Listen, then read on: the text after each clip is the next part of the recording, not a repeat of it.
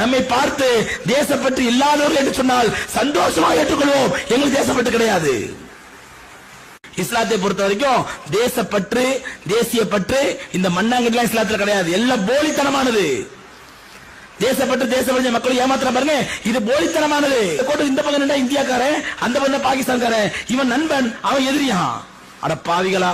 இனவாதம் என்பதும் தேசியவாதம் என்பதும் இஸ்லாம் சொல்லித்தராத ஹராமான கொள்கைகள். இனவாதம் ஹராம், தேசியவாதம் ஹராம். இஸ்லாத்தை உண்மையான மார்க்கமாக ஏற்று வாழ்பவர் மட்டும்தான் இஸ்லாமிய நெறியாளர்கள். நல்லா புரிஞ்சுக்கணும். இஸ்லாத்தை பொறுத்த வரைக்கும் தேசப்பற்று, தேசிய பற்று இந்த மண்ணாங்கட்டிலாம் இஸ்லாத்துல கிடையாது. எல்லாம் போலித்தனமானது. தேசப்பற்று, தேசப்பற்று மக்களை ஏமாத்துற பாருங்க, இது போலித்தனமானது. இந்த போலித்தனமான தேசப்பற்று இஸ்லாம் அங்கீகரிக்கவில்லை. இஸ்லாத்துல தேசப்பற்று, ஈசப்பற்று, அதாவது இவனே ஒரு கோடு போடுவான், இவனே பார்டர் எல்லைன்னு ஒரு கோடு போடுவான். இந்த கோட்டுக்கு முன்னாடி நின்றா இந்தியனா, அந்த கோட்டுக்கு அந்த பக்கம் போயிட்டா ஸ்ரீலங்கா காரணம். இவன் நம்மாளா, அவன் வேற ஆளா.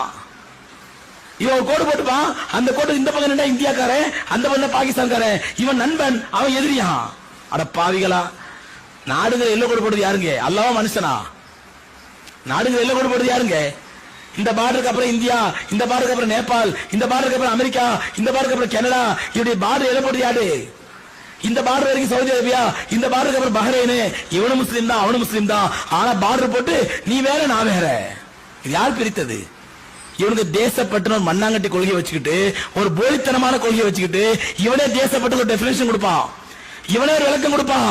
அந்த விளக்கத்திலிருந்து தனக்கு சாதகமான சேர்த்துப்பான், தனக்கு பாதமான விலக்கி விடுவான். அதனால எந்த ஒரு முஸ்லீமும் இங்க இருக்கக்கூடிய RSS அயோக்கியர்களோ, இங்க இருக்கக்கூடிய சங்கிகளோ, அல்ல இங்க இருக்கக்கூடிய இந்த சீமானை போன்ற சங்கியோட ஏஜென்ட்களோ நம்மை பார்த்து தேசப்பற்று இல்லாதவர்கள் என்று சொன்னால் சந்தோஷமாக ஏற்றுக்கொள்வோம். எங்களுக்கு தேசப்பற்று கிடையாது.